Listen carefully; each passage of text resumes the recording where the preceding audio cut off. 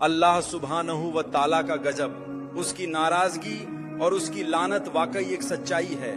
ये आती है, ये नाजिल होती है, और जब अल्लाह सुब्हानहू व ताला नाराज हो जाते हैं तो फिर कोई बचाने वाला नहीं होता। हम हमेशा यही सीखते आए हैं कि अल्लाह सबसे बढ़कर रहम फरमाने वाला है, लेकिन कभी कभार हम ऐसे गुनाह कर गुजरते हैं, ऐसे नाफरमानी वाले कामों में पड़ जाते हैं जो अल्लाह सुब्हानहू व ताला की नाराजगी, उसका गुस्सा, उसकी लानत और उसके अजाब को दावत देते हैं।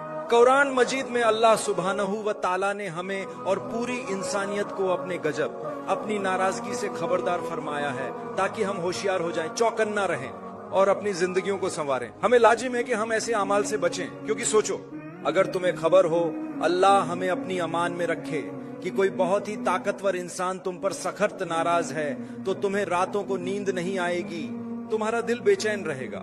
और अगर मैं आपको एक और आसान और छोटी मिसाल दूं, तो अगर आप देखें कि मस्जिद के बाहर एक गजबनाक शेर घूम रहा है, तो कोई भी बाहर निकलने का हौसला नहीं करेगा, कोई नहीं। अल्लाह हमें अपनी हिफाजत में रखे। हम एक जानवर से डर जाते हैं, लेकिन जो रब्बे कायनात, जो सबका खालिक और मालिक है, उससे हम डरते ही नहीं, उससे हम डरने के लिए तैयार नहीं। सबसे पहला नुक्ता जो हमें याद रखना चाहिए वह सूरह अल फातिहा में है, जो कुरान मजीद की इब्तिदाई सूरह है। अल्लाह सुब्हानहू व ताला एक दुआ का जिक्र फरमाते हैं, और मैंने इस दुआ का जिक्र किया है जहां अल्लाह फरमाते हैं, इहदिनस सिरातल मुस्तकीम, हमें सीधा रास्ता दिखा। ये अब तक की सबसे अहम दुआ है जो कोई इंसान कर सकता है। ऐ मेरे रब, मुझे सीधा रास्ता दिखा।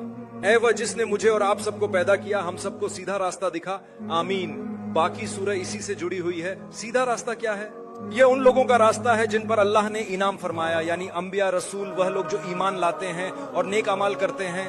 और हम बार बार कहते रहते हैं, या अल्लाह हमें उन लोगों से बचा ले जिन पर तेरा गजब नाजिल हुआ और जो गुमराह हो गए। सीधे रास्ते का मफहूम इसी सूरह में बयान किया गया है, और हम उसे बार बार दोहराते हैं, सिरातल्लज़ीना अनअमता अलैहिम गैरिल मग़दूबि अलैहिम वलद्दाल्लीन।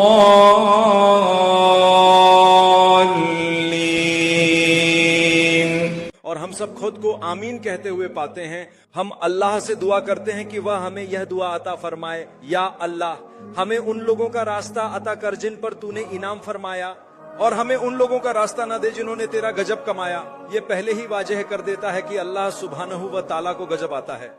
और कभी कभी हम ऐसे कामों में मुब्तला हो सकते हैं जो अल्लाह के गजब को दावत देते हैं या उसे तलब करते हैं। यहाँ गजब किन लोगों के लिए कहा गया है? ये वह लोग हैं जिन्होंने सच्चाई को जाना मगर उसे छोड़ दिया। ये वही लोग हैं जिन लोगों पर अल्लाह सुब्हानहू व ताला का गजब नाजिल हुआ। वह अहले किताब और दूसरे वे सब लोग हैं जिन्होंने हक को जाना। वह जानते थे कि हक क्या है, वह खूब वाकिफ थे कि हम फला निशानी और फला अलामत का इंतजार कर रहे हैं। फिर जब रसूल उन तमाम निशानियों के साथ उनके पास आए, तो उन्होंने अपनी किताब को छुपाना, उसमें तहरीफ करना और हक को छुपाना पसंद किया। और उन्होंने सिर्फ इस वजह से उस पैगाम को रद्द करना पसंद किया क्योंकि वह अरबों में से थे और वह उनमें से न था।